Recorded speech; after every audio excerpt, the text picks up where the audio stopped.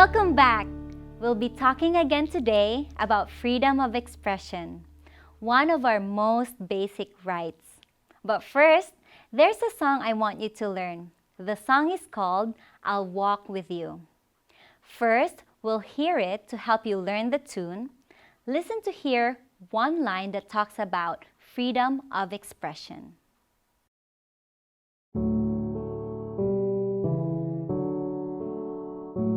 If you don't walk as most people do, some people walk away from you, but I won't. If you don't talk as most people do, some people talk and laugh at you, but I won't. I'll walk with you, I'll talk with you, that's how I'll show my love for you.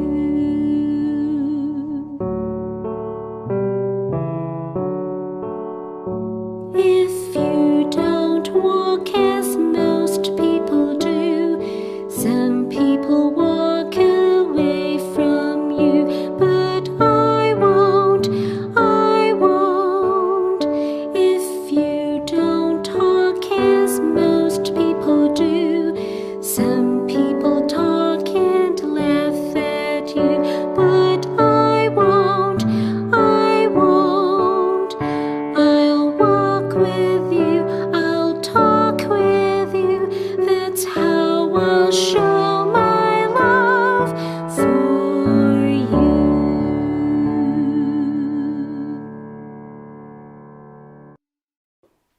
What was the line that deals with expression? If you don't talk as most people do, some people talk and laugh at you. That's right. How does the song respond to these differences? But I won't. I won't. In other words, I accept you. Good listening. What is the message that those actions give? Well, I can let the person know that they have a friend in me. And I can show that I accept our differences. Nice job listening and explaining. Now let's sing it together. Here is the song and you'll see the words on the screen. Sing along.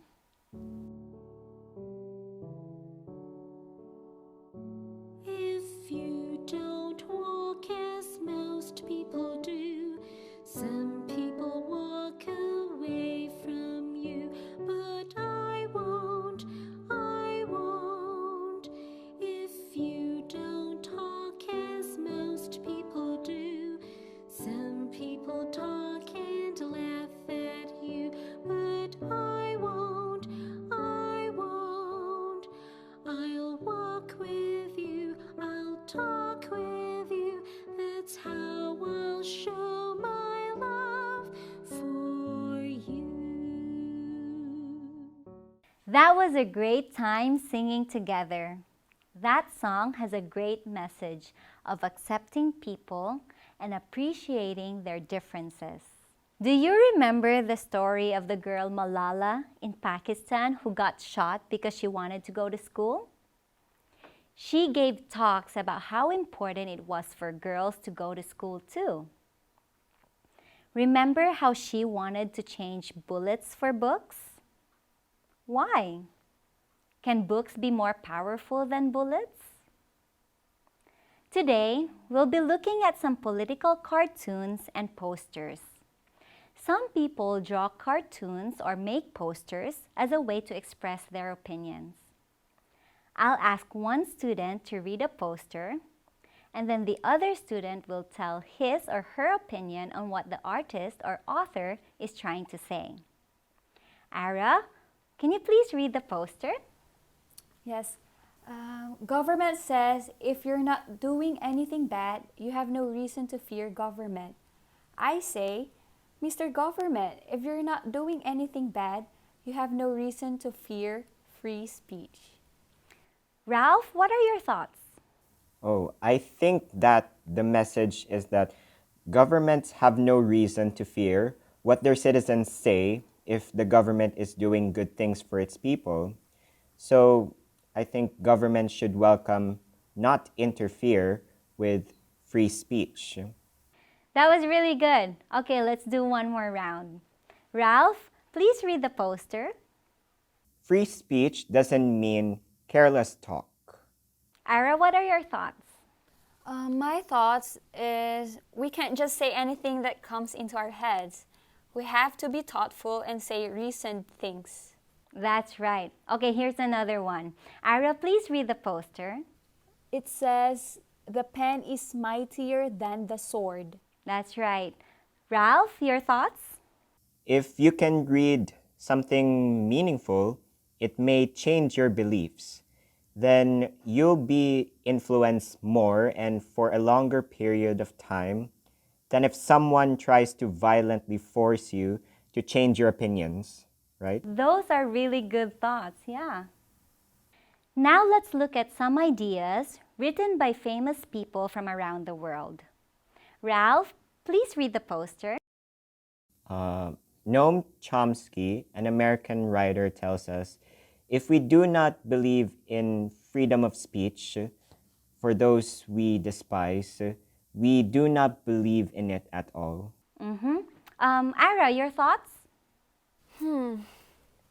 I think he's saying that it's easy to let people who agree with you say things.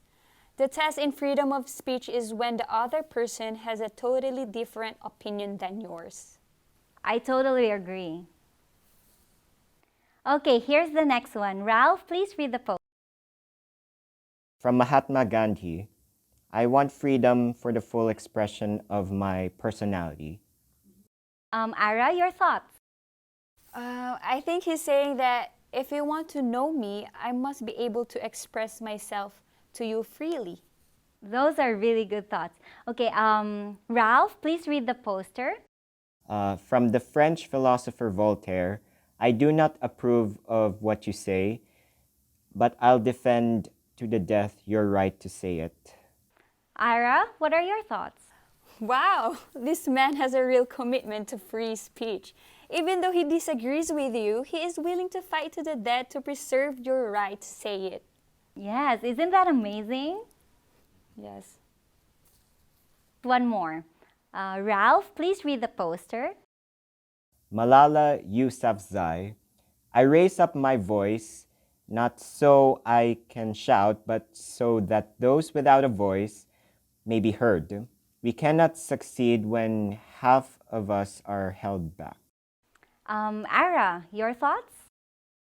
Malala Yousafzai is the person we learned about in an earlier lesson.